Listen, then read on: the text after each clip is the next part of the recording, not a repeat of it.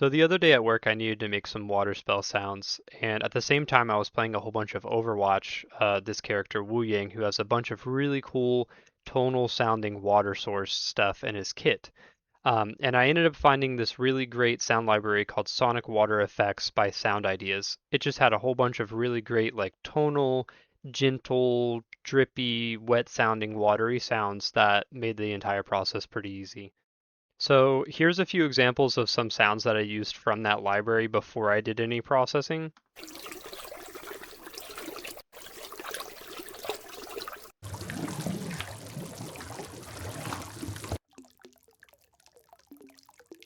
And then after I ran them through a bunch of plugin chains and really kit bashed them, on the other side they sound like this.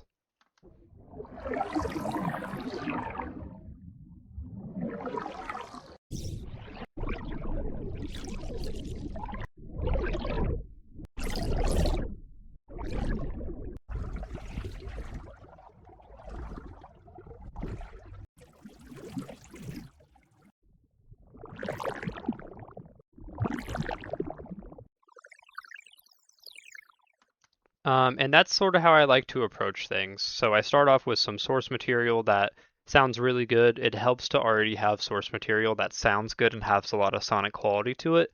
And then I just run it through a bunch of effects chains and then generate a bunch of whooshes and impacts through Doppler plugins.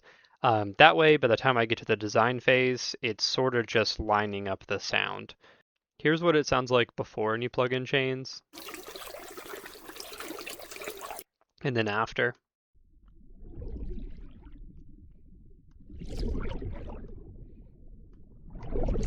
So I'll just go into a little bit of what I did in order to get that sound.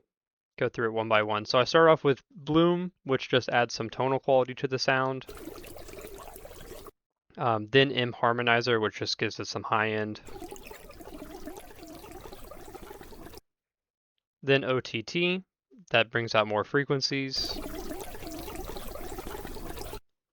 Then I used this M vocoder trick I learned from Michael Chung, which just, I don't know exactly what it does, but if you click these two boxes, they won't be clicked at first. It routes, I think, the sound in itself to the vocoder. Just makes everything sound wet. Bloom again to enhance the existing tonal qualities. Snap Heap, which I'm using as a Doppler. So this is just like a real simple LFO with randomization. And the LFO is going through a pitch shifter, a filter envelope, and then just some gain. Then hybrid filter, just to give it some more movement.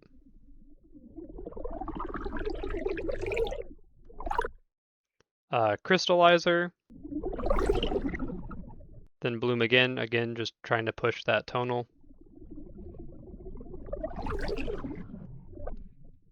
Then M granular MB, which is a granular synthesis that just kind of extends the tail of stuff that sounds cool. That's how I use it.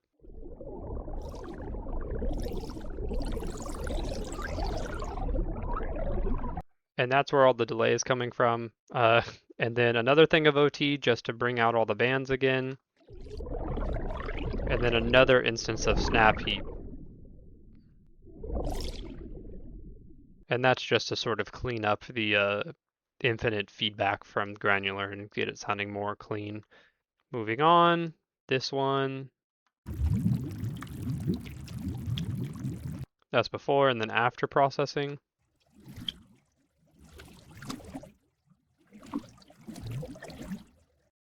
First, hybrid filter for movement. Spectral gate. Bloom. Just some gain, just adding some gain.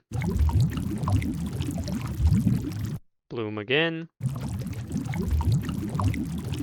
Spin tracer, instance number 1. And I think I'm just sort of using that as a ensemble and movement for that one. M ratio to get out some of the noise. Phase mistress to add movement. And then spin tracer to control the whooshes. and then just some low end. Really, it should probably be more like that, but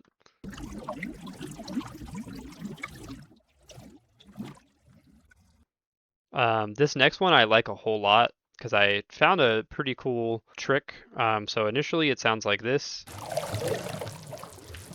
and then afterwards it sounds super wet.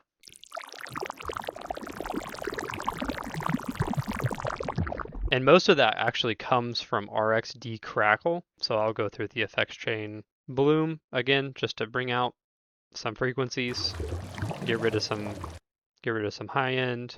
Warp, which is stretching the sound.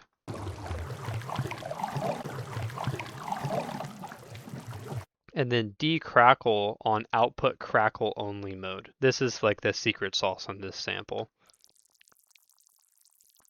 So before, and then output crackle only sort of gets you these very wet sounding textures. So immediately I just wanted to amp those up, so I added some more delay from cluster delay.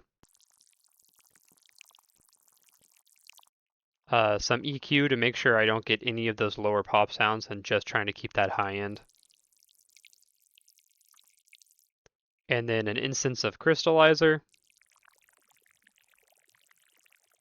which I then duplicated 3 times just to give it even more of those sort of like crystallizer-y twinkle things. And then Saturn to bring out some tonal qualities with saturation.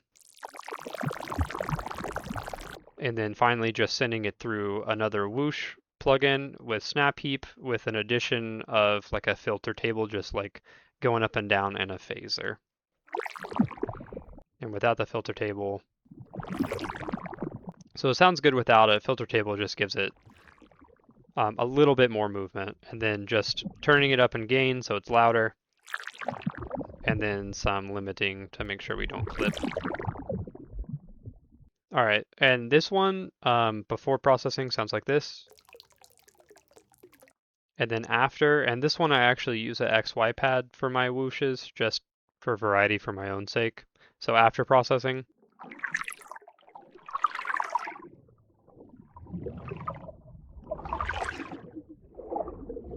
the XY pad just controls like a low pass filter. So like as I move this way, it just moves the filter, and then it controls gain as well. So when I move up and down, it just moves the gain up and down. So I can just create that movement myself. Starts off, hit it with crystallizer, then ratio to only get the tonal elements out of it. L2 to just add some gain. Spectral gate, again, just to try to focus in on those tonal elements. Adding even more gain. Harmonizer to give it some spectral chorus, which is just that little bit of a higher frequency, spectrally sounding stuff. Bloom to boost the frequencies. Hybrid filter for movement. And hybrid filter, I'm actually adjusting the spread here randomly. Here we go. So I'm just controlling here the spread with this random LFO plugin, and then also the cutoff as well. After that, some Pro L2 to add some gain back, then a granular synth just to randomize some of the tails. A filter to get rid of some of that high end, or actually no, sorry, this is the filter that I'm controlling with the XY pad, and then the gain that I'm controlling with the XY pad, and then some frontier to make sure we don't clip. But when I was making the initial sound, I had a whole bunch of cool lower sounding water sources, but I was feeling like it was missing that glitter element, that magical element. So I came back with the pure intention of finding that magical element, and I came up with this. So before, and then after, and to go through the effects chain, bloom, then crystallizer, Q3 to clean up some of the low end, Granular synth to, again, just go ahead and kind of go crazy. Again, just cleaning up that low end again. Filter Freak to give it some movement. Uzu, this is sort of like a frequency shifting, like spectral thing. That sounds pretty cool, especially after you boost it so you can actually hear it.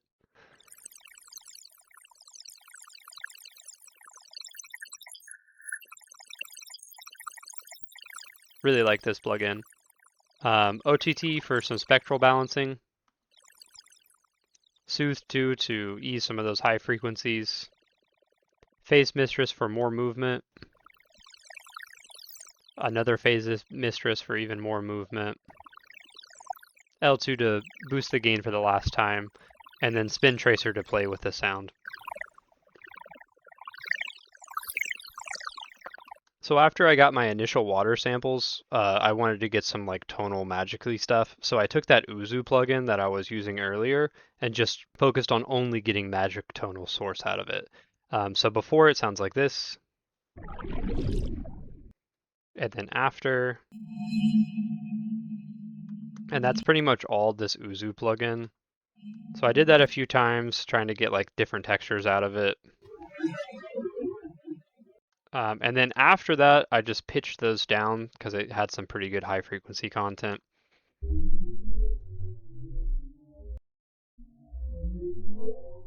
So once I had my sources, then it was just a matter of lining everything up with a video. So I think the easiest way to go through this is just show you the whooshes, because I didn't really do anything fancy. I was just lining up the sound, not a whole lot of processing going on over here at all.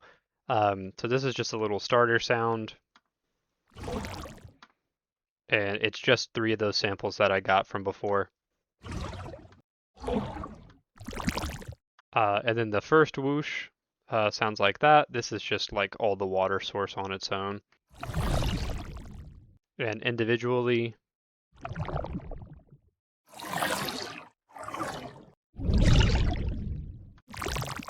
And again, almost no processing on this stuff. I just have a imager to bring down the width, and then it looks like a little bit of light EQ, just to get out some of the muddiness of the sound. And then whoosh number 2, which is the big one.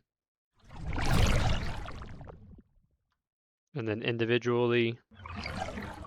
And I only have a little bit of processing on this, which is actually no EQ, and just harmonizer to give it some high ends. And then the other watery sounding stuff.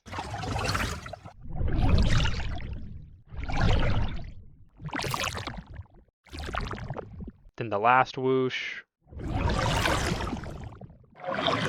It's just the samples that we made before. Only like light EQ on all of these.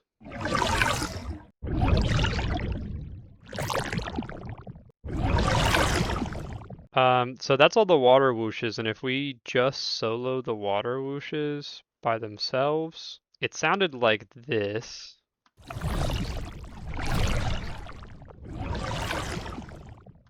But I felt like it was really missing that tonal magic-y element. So initially I added these boys in here, which sounded good, but I needed some more high frequency detail, and that's when I went back and made this sort of water glitter layer that I showed you before. And then all together with the glitter layer, I feel like it just kind of gives your ears something to follow. And then finally, just like the ball ambience at the end, which sounds like this. All that is that tonal source that I made.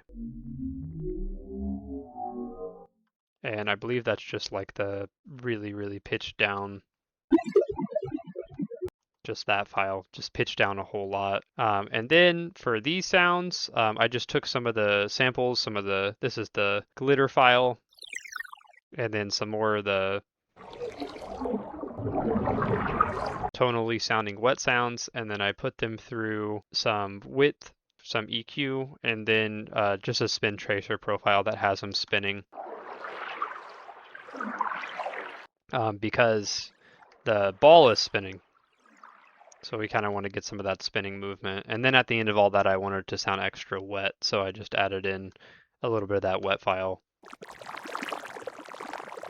Again, just with that spin tracer. Oh, and the last thing is actually the panning. So this is just some light panning to go with the video when the ball moves like to the different sides of the screens. Just to kind of give give that sense of 3D space. But yeah, that's about it really. I really like the original sound as well. Here's what the original sounds like. You can tell I wear my inspiration on my sleeve.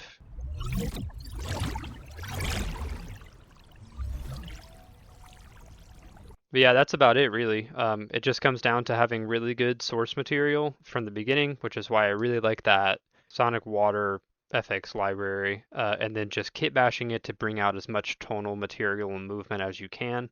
And then it's pretty easy after that. Thanks for watching.